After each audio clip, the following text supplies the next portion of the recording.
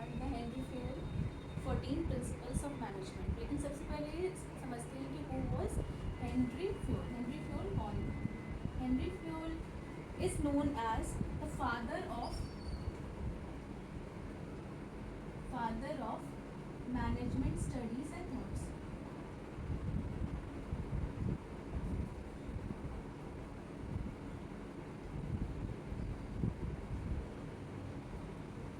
Father of management studies and thoughts. क्या हुआ था? That he was born in France in the year 1841।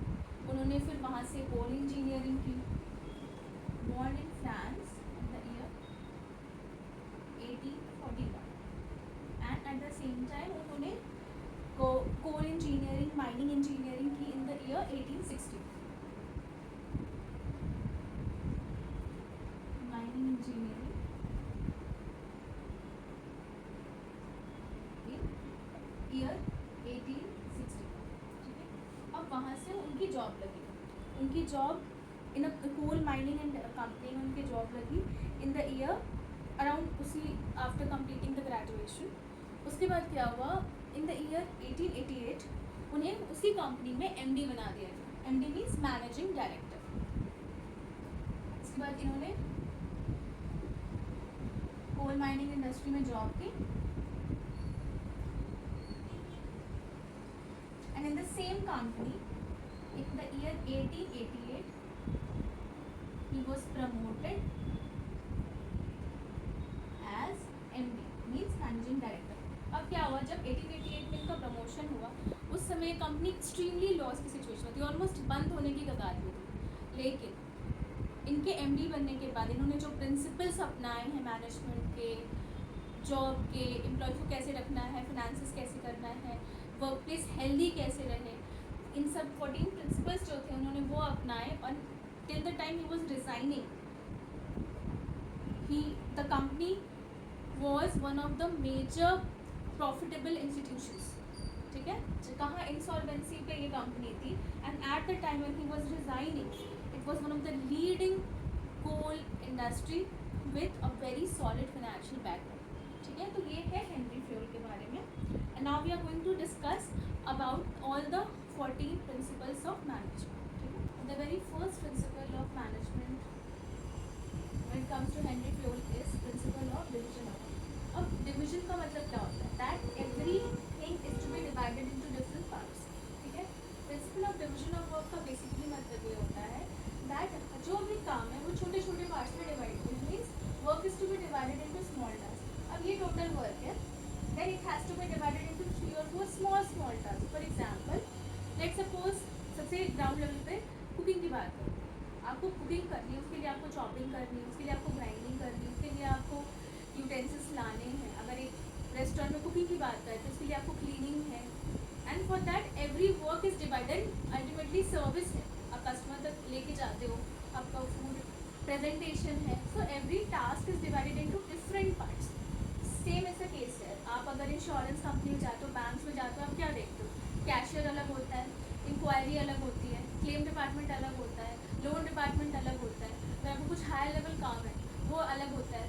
ठीक है, सिमिलरली इज द केस है that each and every whether it's industry, manufacturing industry होती है या service industry है, सबका काम डिवाइडेड होता है। ठीक है, कोई भी काम को छोटे छोटे टास्क में डिवाइड करना है और हर एक टास्क अलग इंडिविजुअल को देना चाहिए ऑन द बेसिस ऑफ उसकी एलिजिबिलिटी क्या है, उसका एक्सपीरियंस क्या है उस काम में, उसको वो काम आता है या नहीं, उसकी क्वालिफिकेशन क्या है, weather a person is eligible और नॉट। एलिजिबिलिटी होनी चाहिए तब तो वो अच्छे से काम कर पाएगा ना।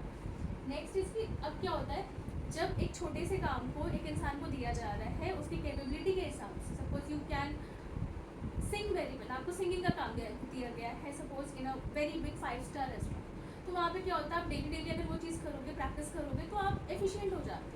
सिमिलरली है, अगर एक इंसान को जिस काम का वो केपेबल है उसे काम रोज़ रोज़ दिया जाए तो क्या होता है, एफिशिएंसी होती है, स्पेशलाइजेशन आ जाता है, वो डेली सेम काम करके बिल्कुल परफेक्ट हो जाते हैं उस काम में।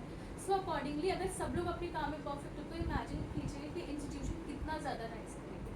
प्रॉब्लम इंस्टीट्यूशन में क्या होती है कि लोग अपना काम सही से नहीं करते, बट अगर वही काम सही से किया जाए तो इंस्टीट्यूशन को राइज करने में आई डोंट थिंक कोई problem first principle is principle of division of work. The second principle is principle of authority and responsibility. Now let's understand authority किसे कहते हैं. Authority means power to take decisions. कि आपके पास वो power है कि आप सामने वाले इंसान को ऑर्डर दे सकते हो, आप सामने वाले इंसान को बता सकते हो, इंस्ट्रक्ट कर सकते हो कि आपको क्या काम करना है, कैसे काम करना है. अब रिस्पॉन्सिबिलिटी का मतलब क्या होता है कि आप you are in a place of obligation, आपके पास ऑब्लिगेशन है कि आपको ये काम करना है. कई बार आपने सुना होगा कि आपकी रिस्पॉन्सिबिलिटी है कि ये काम हो जाना चाहिए. It means you are obliged. ठीक है. अब प्रिंसिपल ऑफ अथॉरिटी रिस्पॉन्सिबिलिटी ये कहता है कि authority should be equal to responsibility. Authority हमेशा रिस्पॉन्सिबिलिटी के इक्वल होना चाहिए. क्यों? अगर अथॉरिटी ज़्यादा है, रिस्पॉन्सिबिलिटी कम है, फिर भी नेगेटिव रिजल्ट होगी. और रिस्पॉन्सिबिलिटी ज़्यादा, अथॉरिटी नहीं, तो आप काम ही नहीं कर पाओगे, आप अपनी रिस्पॉन्सिबिलिटी पूरी नहीं कर पाओगे. फॉर एग्जाम्पल, आप स्कूल में होते हो तो आपको सपोज ये रिस्पॉन्सिबिलिटी दी जाती है कि आप असेंबली ऑर्गेनाइज करोगे. ठीक है. तो एट द सेम टाइम जब आपकी रिस्पॉन्सिबिलिटी दी जाती है, यू मस्ट बी गिवन, आपको अथॉरिटी भी मिलनी चाहिए कि जितने इंस्ट्रूमेंट्स चाहिए, जो म्यूजिकल इंस्ट्रूमेंट चाहिए, जो भी लोग हैं जो मिलकर असेंबली ऑर्गेनाइज करेंगे, उनके ऊपर आपकी अथॉरिटी होनी चाहिए. It means you can command them, आप इंस्ट्रक्ट कर सकते हो उनको कि उन्हें कैसे कैसे, उनको डायरेक्ट कर सकते हो उनको ये सब काम कैसे कैसे करना है, तभी एफिशिएंटली काम हो सकता है. इट मीन्स इसका बेसिक मतलब ये है कि जितना आपके ऊपर रिस्पॉन्सिबिलिटी दी जाए, उतनी ही अथॉरिटी, उतनी ही पावर भी दी जाए. ठीक है. अब इसके साथ एक और चीज़ आता है विच इज़ अकाउंटेबिलिटी.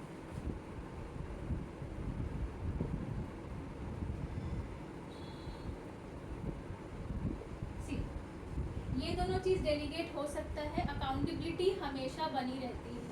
आप हमेशा अकाउंटेबल होगे अपने काम के लिए. अगर आपके पास अथॉरिटी है, आपके पास अकाउंटेबिलिटी भी होगी. इट मीन्स क्वेश्चन कि ये काम क्यों नहीं हुआ, अगर वो काम नहीं हुआ तो क्यों नहीं हुआ, अगर वो काम हुआ तो क्रेडिट किसको मिलना चाहिए. It means you are accountable for a particular work which has been assign to. जो आपको काम मिला है उसके लिए आप अकाउंटेबल होते हैं. The next principle is principle of discipline. समझते हैं कि डिसिप्लिन का मतलब क्या होता है. Discipline mean simply the rules regulation जो आप फॉलो करते हो. आप देखो हर जगह, हर इंस्टीट्यूशन का एक डिसिप्लिन होता है. आप स्कूल में देख लो, आने के का एक टाइम होता है, स्कूल से डिसमिस होने का एक टाइम होता है, लंच का एक टाइम होता है, कुछ रूल्स एंड रेगुलेशन होता है, स्कूल में क्या कर सकते हो क्या नहीं कर सकते हो. सिमिलरली कॉलेज में देखो, कोई भी इंस्टीट्यूशन में देखो, हर जगह डिसिप्लिन होती है. जहाँ डिसिप्लिन नहीं होती है, कई बार इंडियन रेलवे का एग्जाम्पल ले सकते हो, कुछ डिसिप्लिन नहीं होती वहाँ पे, तो देखते हो कितना केओस और कंफ्यूजन होता है. तो डिसिप्लिन का मतलब होता है general rules and regulation to be followed in any organisation. कोई भी ऑर्गेनाइजेशन में जो जनरल रूल्स रेगुलेशन फॉलो होते हैं उन्हें कहते हैं डिसिप्लिन कहते हैं. ठीक है. दूसरी चीज की डिसिप्लिन का मतलब सिर्फ यही, एक ऑर्गेनाइजेशन में यही होता है जनरल रूल्स रेगुलेशन, क्या आने का टाइम क्या है, जाने का टाइम क्या है, लंच टाइम क्या है, क्या चीजें ऑर्गेनाइजेशन में अलाउड है, क्या नहीं अलाउड है. इसका मतलब ये भी होता है कि पूरे एम्प्लॉयज का एक कमिटमेंट हो ऑर्गेनाइजेशन के लिए कि आपको उसी डिसिप्लिन में काम करना है कि आपकी पर्सनल गोल और आपके ऑर्गेनाइजेशन गोल इंटीग्रेट हो, आपकी आपका हर काम ऑर्गेनाइजेशन के लिए. ठीक है.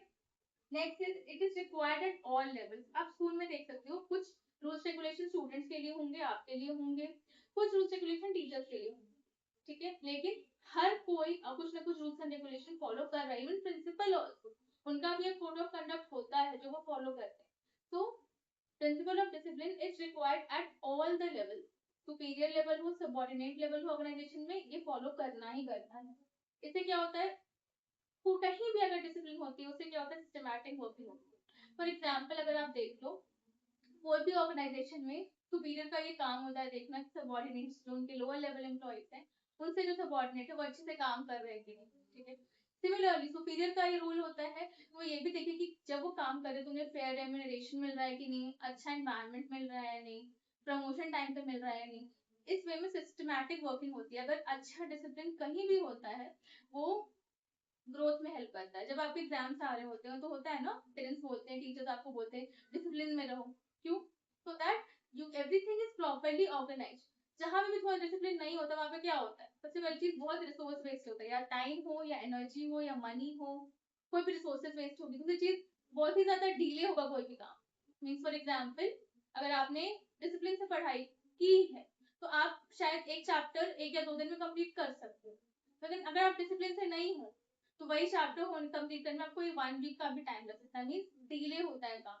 एंड लास्ट बहुत ही कंफ्यूजन और chaos होता है ना, आपने खुद देखा जहाँ पे भी थोड़ा लैक ऑफ डिसिप्लिन हो, आपने देखा होगा कितनी ज्यादा डिस्टर्बेंस हो जाती है। सो किसी भी ऑर्गेनाइजेशन में डिस्टर्बेंस का मतलब ही है कि रिसोर्सेज का वेस्ट हो, ठीक है। So to maintain a systematic working, to maintain a peaceful environment, ये प्रिंसिपल ऑफ डिसिप्लिन फॉलो करना किसी भी ऑर्गेनाइजेशन में बहुत ज्यादा जरूरी है।